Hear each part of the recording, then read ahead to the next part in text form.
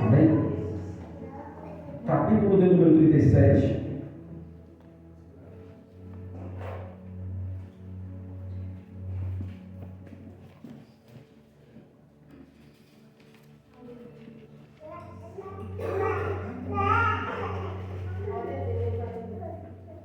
Josué, bota aquele fundinho lá que eu gosto lá. Do Yosef aqui, o fundo musical Yosef aqui. Ezequiel 37.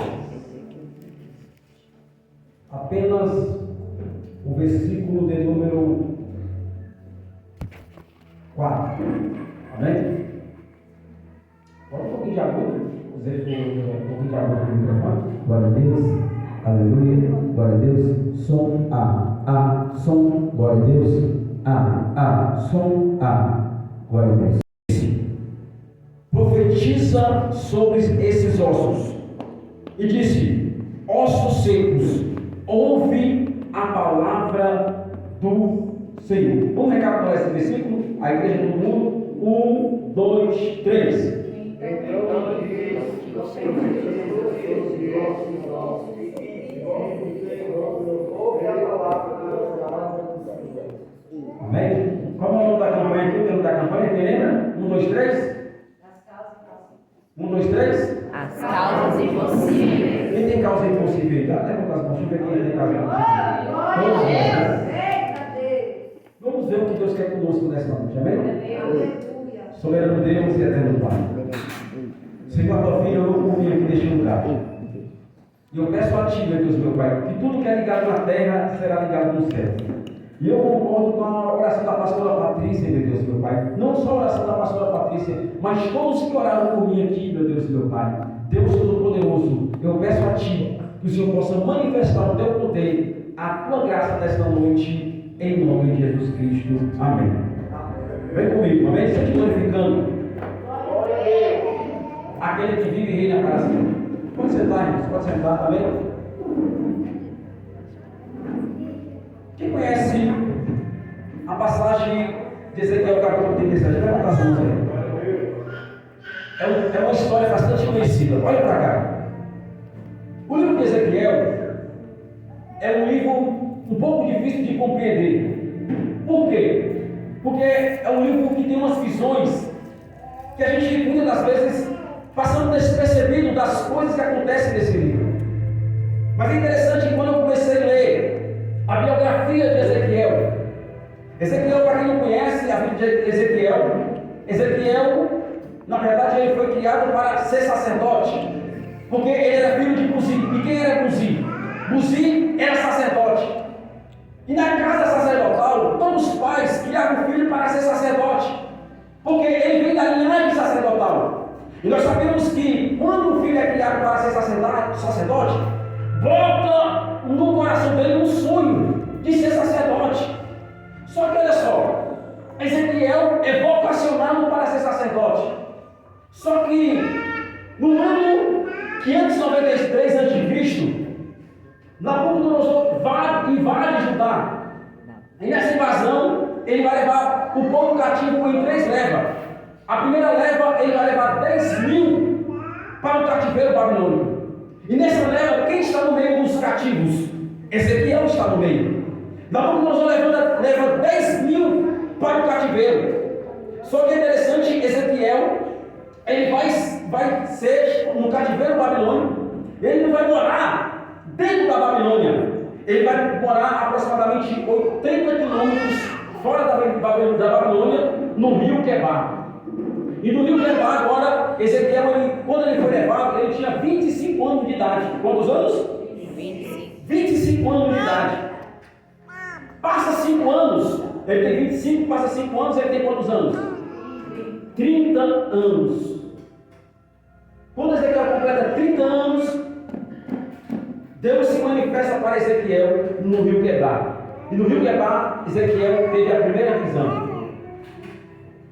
Ezequiel está no rio Quebar e Deus se manifesta na vida de Ezequiel uma visão tridimensional.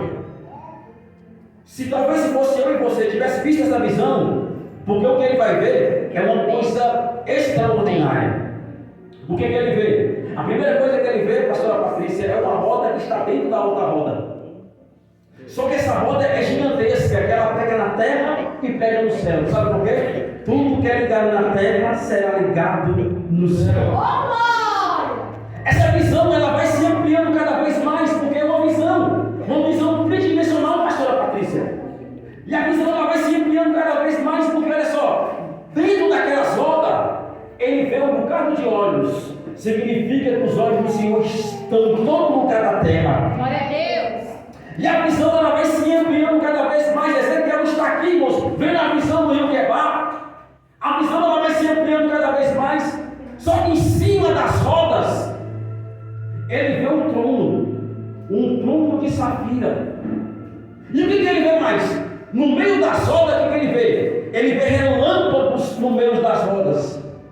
E no meio dos relâmpagos, ele viu que as rodas gigantescas que ele vê, ela faz os 4 movimentos que nós temos, que vai para os 4 pontos cardeais: leste, oeste, norte e sul. Significa que ele vê as rodas estar em movimento constante, não para de girar as rodas. As rodas estão em constante movimento. É engraçado que os movimentos que a roda vai é para os 4 pontos cardeais: leste, oeste, norte e sul. E a visão ela vai se ampliando cada vez mais. Ele vê que as rodas elas se movimentam na velocidade do relâmpago, na velocidade da luz. Ezequiel está observando tudo. Ele está com 30 anos de idade. E ele começa a observar essa visão, só que ele não entende essa visão, porque olha só, tem visão que você não entende no primeiro dia. Significa que você não pode passar qualquer revelação que Deus te revela. Analisa o que Deus está te revelando. Glória a Deus. Ele está vendo o movimento todo dia aqui no rio Quebar. Só que o trono que está em cima das rodas, ele vê um homem em cima do trono.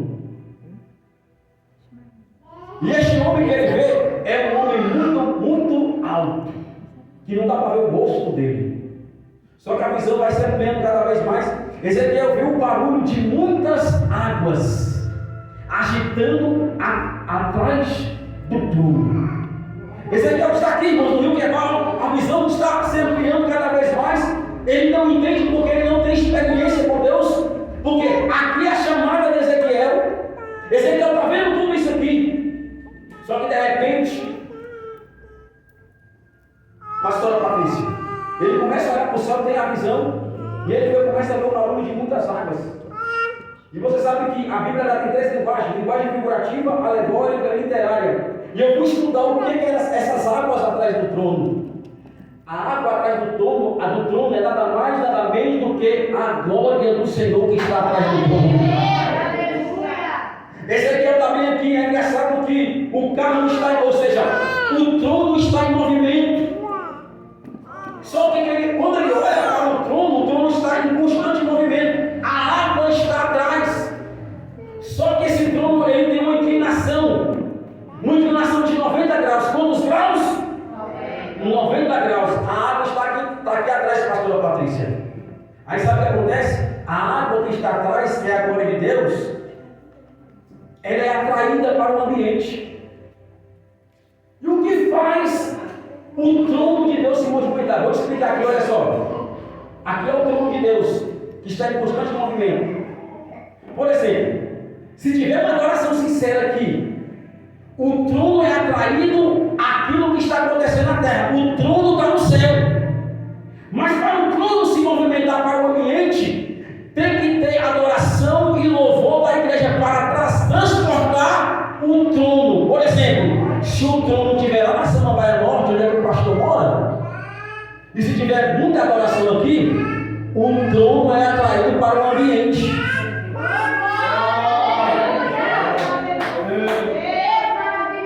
A água, que é a presença de Deus, está atrás do trono. Eu falei que o trono tem uma elevação de 90 graus, não é para cima, mas é para baixo.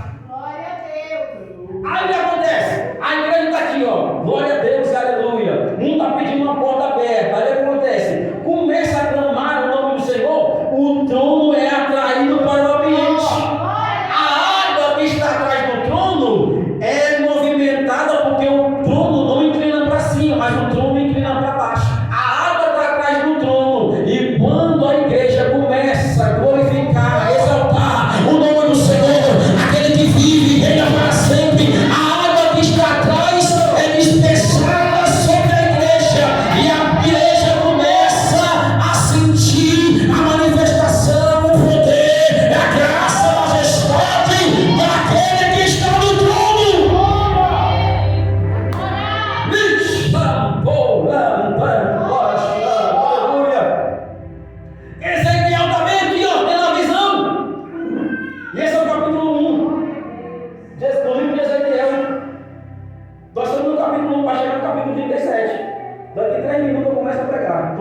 coração. Eita glória!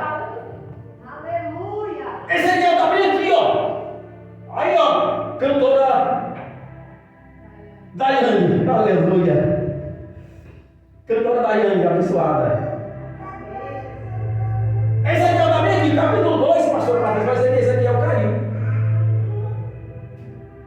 Sabe por que caiu? Porque o trono foi atraído pelo ambiente. Já viu aquelas pessoas que caem quando recebem a glória de Deus? Puf, cai no chão. Só que uma coisa, ó, se caiu, tem que ter mudança de vida. Se caiu na emoção, não acontece nada. Mas se for o poder de Deus que caiu, pode deixar que quando levantar, venha virar profeta. Se caiu no poder de Deus, vai virar profeta. Só que tem uma coisa, Deus não fala com o profeta caindo. Aí a Bíblia vai dizer, capítulo 2, Ezequiel, fica de pé, porque eu quero falar contigo. Sabe por quê? Deus não fala com ninguém caído. Aí Deus fala, Ezequiel, eu quero falar contigo. Você está querendo ser sacerdote, mas sacerdote é menor do que profeta. Por quê? Profeta é maior do que sacerdote. Pegou? Sabe por quê? Deus sempre deu o melhor para você.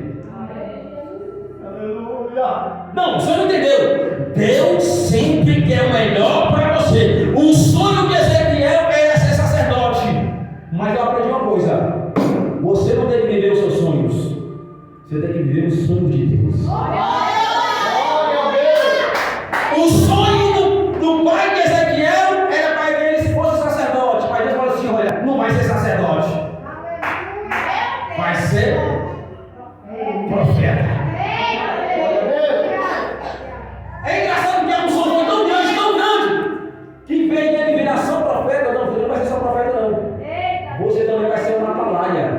O que é uma atalaia? Atalaia é a mesma palavra similar ao sentinela. O que é um sentinela? O sentinela é aquele que fica na torre de vigia. Glória a Deus. Aquele que está na torre de vigia, que consegue ver os 4 pontos cardeais que nós temos. E o que é isso? Ele fica na torre de vigia. Se o inimigo vem para a direita, ele está observando. Se o inimigo vir pela esquerda, ele olha onde é que o inimigo vai. Se o inimigo vir para a retaguarda, ele sabe que o inimigo está vindo atrás. Se o inimigo vir pela frente, ele sabe onde é que o inimigo está vindo. Por quê? Está na torre de vigia. No capítulo 3 ele vira atalaia. Só que eu acho interessante a história de Ezequiel, porque olha só, Deus ele chama ele como profeta no capítulo 2, no capítulo 3 ele vira atalaia. Só que olha só, Deus mostrou, eu só estou passando o pano aqui, irmãos, aqui o pano de fundo dessa primeira visão aqui, porque essa visão aqui, se eu fosse decifrar ela todinha aqui, eu precisaria pelo menos 3 horas para decifrar essa visão que ele teve aqui. Eu estou passando por cima aqui. Porque o que ele viu, por isso que eu falei assim, se fosse eu e você, saia correndo. Porque olha só, ele vê um ser, no capítulo 1, ele vê um ser que tem 4 faces: face de leão, face de homem, face de águia e face de boi. Fosse você, eu e você saia correndo.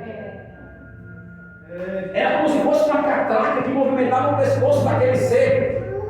A catraca movimentava, aí o rosto virava de boi, virava de leão, virava de boi e virava de águia.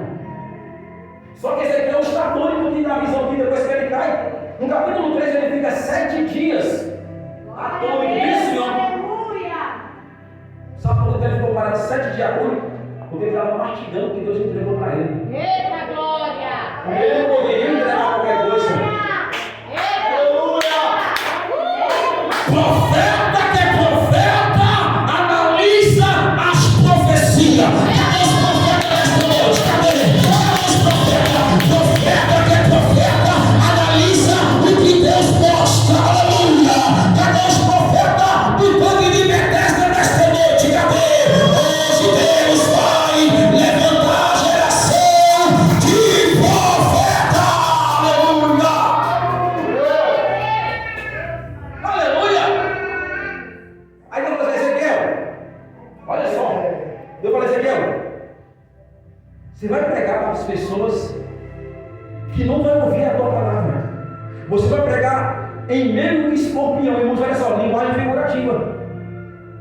O que é? o que você pregar no meio do escorpião? Você sabe que escorpião não fala, mas é que é linguagem figurativa. Está falando de escorpião, está falando de algumas características do povo. Porque olha só, já viu como é que o escorpião faz? Já viu como é que o escorpião faz? O escorpião, ele te atrai com uma espada da frente, não é? Só que o veneno está atrás. Um escorpião. Ou seja, você vai pregar com as pessoas igual o escorpião. Que olha só, você está pregando aqui, mas tem muitas pessoas que vai indagar da tua palavra e outra coisa, ele vai te atacar por trás. Só que tem uma coisa, eu fiz a tua face como um diamante. Pura. Porque olha só, irmãos, pregar no meio do escorpião, e nós que estamos aqui, vamos pregar para pessoas que não vão aceitar a tua palavra. Você vira as coisas e fala assim, rapaz, nem conhece a minha vida, não sabe nem de onde eu saí. Ou seja, você pregou e a pessoa te atacou por trás. Você saiu, virou as costas, as pessoas, ó, só que Deus falou assim, Ezequiel, quer ou não, eles querem ouvir ou não, você vai ter que falar tudo que eu mandar. Aí olha só, o profeta vai desenvolvendo a sua mensagem. Do capítulo de número 24, verso de número 18, a Bíblia vai dizer que a mulher de Ezequiel morreu. A mulher de Ezequiel morreu. E quando a mulher dele morre, ele fala assim, olha, Ezequiel, a sua mulher vai morrer. E segundo a historiador vai dizer que pegaram a mulher de Ezequiel, carbonizaram, colocaram piche sobre ela e tocaram fogo nela viva. Irmãos, agora para você ver, como é que vai pregar? E Deus falou assim, olha, a sua mulher morreu, mas tem uma coisa, você não vai chorar por ela. Continua o ministério, continua profetizando. Aí vamos dizer, a vida do profeta é amarga. Eu quero entrar agora no capítulo 37, porque eu tenho pouco tempo aqui, olha só. No capítulo 37, a Bíblia vai dizer, a mão do Senhor veio sobre mim e me levou para o vale. Olha para cá, daqui a pouco eu vou começar a pregar. Olha só, a mão de Deus pegou Ezequiel, olha para cá, a mão de Deus pegou Ezequiel, levou ele para o vale. Levou para onde? Para o vale. O que tinha no vale? Ossos sequíssimos. Sequíssimos, é aqui que eu quero entrar. Porque olha só, vamos lá. Primeiro Deus fez, olha só, para você entender a mensagem, olha só. Primeiro Deus fez, pegou a mão dele, levou Ezequiel para o vale. Não foi o diabo que levou Ezequiel para o vale, foi o próprio Deus que levou Ezequiel para o vale. Significa que nem todo vale é o diabo que te leva. Tem provação que é o próprio Deus que te leva para a provação. Você não está entendendo no momento da provação, no momento do vale, porque olha só, porque está tudo difícil. Por quê? O que é o vale? O vale é um lugar fantasmagórico. Lugar de coisas mortas. Desse jeito. Lugar que você fala assim, olha, aqui não tem esperança de vida.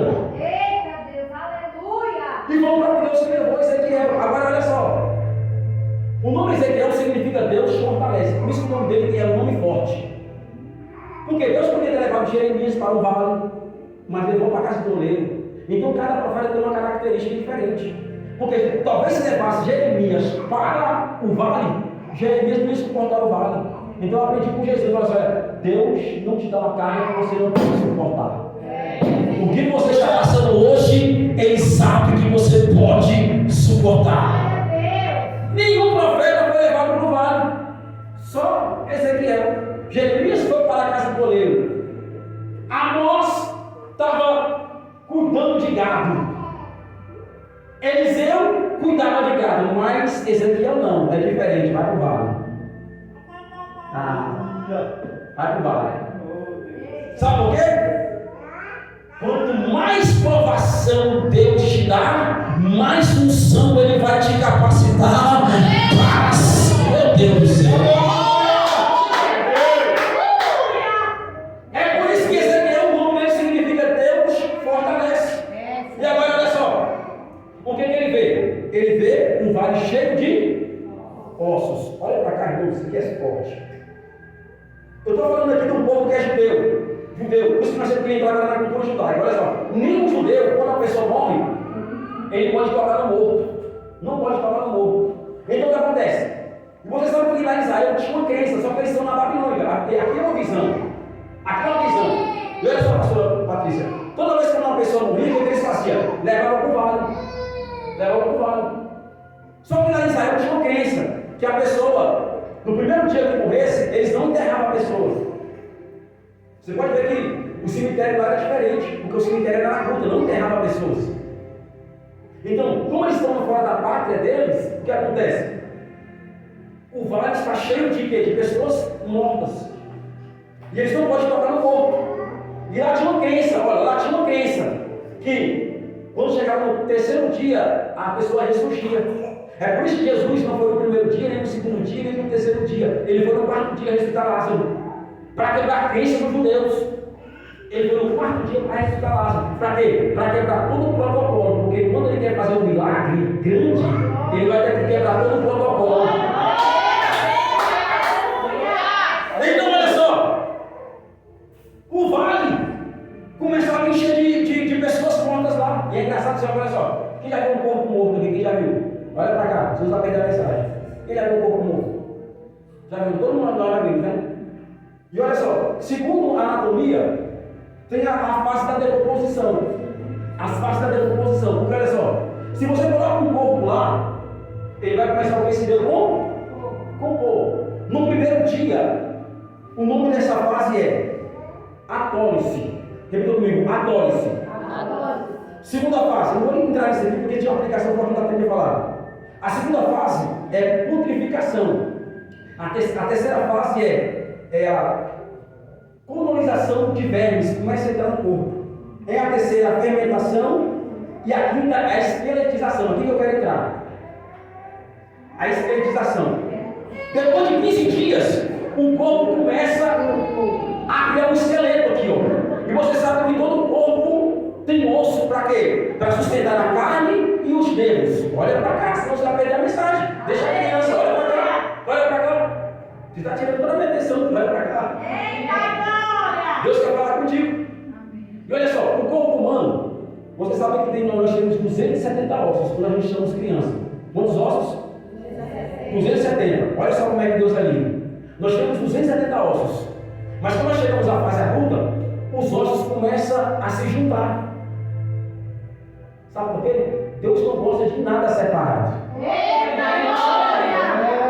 Olha o corpo humano ensinando a gente. O corpo, quando a gente somos crianças, o crânio é separado.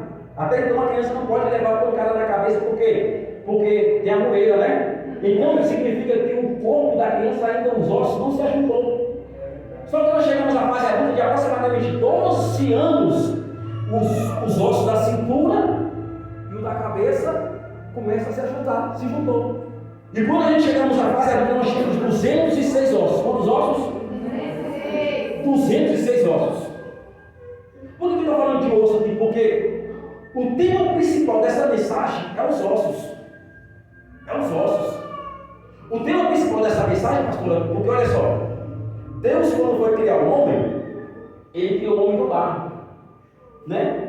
Deus, ele desceu, Deus estava lá em cima, no céu, e tudo que ele foi criou com a força da tua palavra. Só que quando ele foi criar o homem, ele falou assim: olha, eu vou descer e criar o homem com as minhas mãos. Só que engraçado, ele fez o homem e o homem estava no ele sozinho. Ele falou assim: olha, eu vou fazer uma mulher para ficar lado a lado com ele. Só que ele falou assim: olha, eu vou fazer diferente. Não vou fazer a mulher do barro, mas vou fazer com osso. Ele pega, coloca um sono no Adão. Adão dorme por 3 dias. Quantos dias? 3 dias. Ele tira a costela de Adão. Só que olha só, você sabe que nós temos 23 pares de cromossomo, 23 do pai e 23 da mãe. E nós sabemos que ao todo nós temos 46 pares de cromossomos, 23 do pai e 23 da mãe.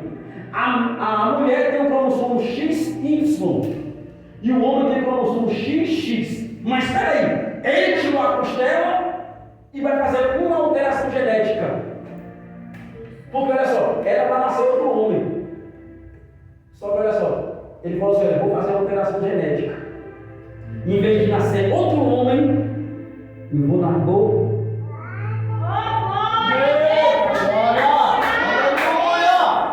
Sabe por quê? Porque olha só, o homem pode colocar peruca, pode colocar peito de silicone, mas continua sendo homem. Sabe por quê?